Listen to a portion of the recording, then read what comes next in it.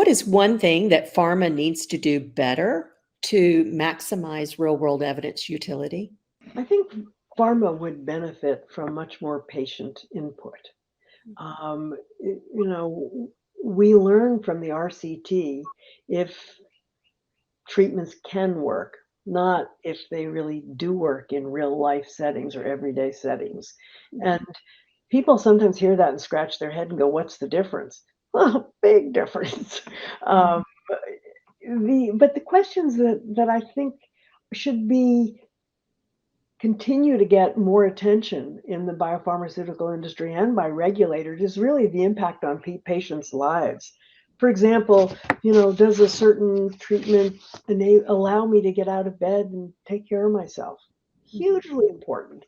My ability to live independently or to function. So I think some of the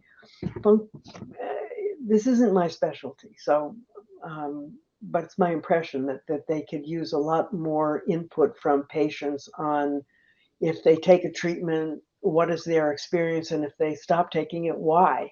Was it Mhm. was it financial? Was it tolerability?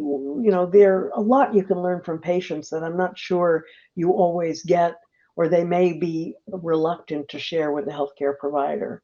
Mhm. Mhm. Or it may not be widely shared with the clinical audience. It may be just individual knowledge that a company has, but it's not shared in a universal Right, fashion. or it may be dismissed by the clinician as not as important as the fact that your count of this, that, or the other is reversing.